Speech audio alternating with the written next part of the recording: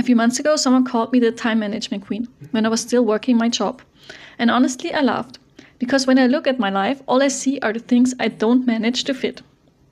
Reading more, creating more content, slowing down more. But apparently, from the outside, it looked different. I worked almost full-time. I run this online business. I volunteer as a national coordinator. I have healthy relationships. I exercise. I go to networking events.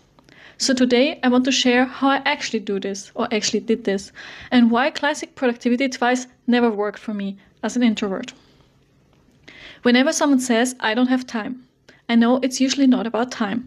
It's about priorities. When I say I don't have time to meet a friend, what I'm really saying is something else has higher priority right now. That sounds harsh, but it's human. We all only have 24 hours a day. That's 86,400 seconds. You can't save them. You can't get more. So why does it feel like some people get more done in less time?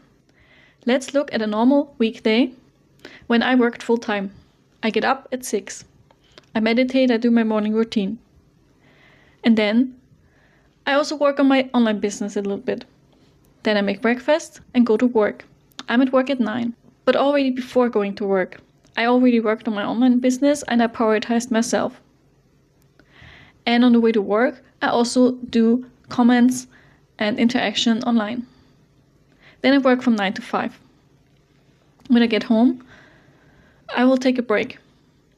I watch TV, I make dinner, or I prepare food for the next day, or I go to my volunteering meetings. Just normal volunteering work.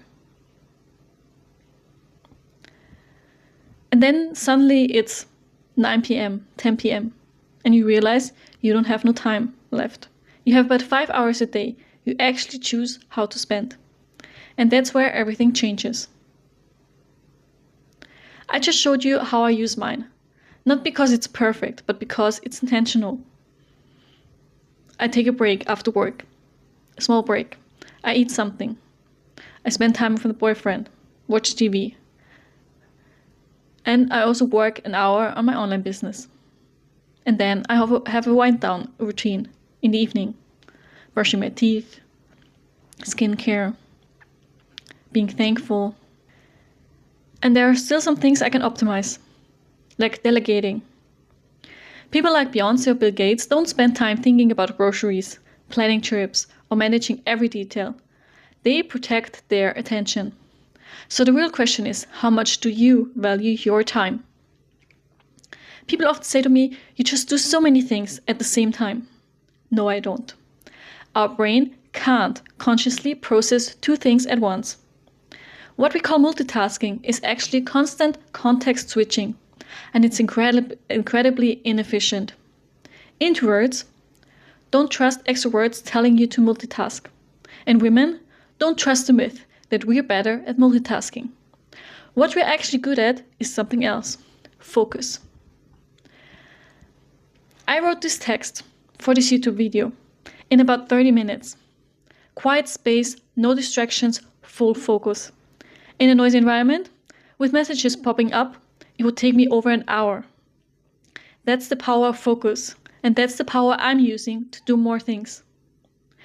The ultimate form of this is the flow state. I go into flow state every time I write. Described by Mihaly Csikszentmihalyi. Flow is when you forget time and space, because you're fully immersed in one thing. Introverts are predestined for this state. We love depth, quiet, multitasking. When was the last time you experienced flow? Open offices, like we know today, are not designed for productivity, flow, and focus. They are designed to look busy and to look good when the boss is watching. Your brain is constantly processing noises, people, conversation, being in every meeting, reading every email, listening to everything. That's not focus. That's fragmentation. And fragmentation kills deep work.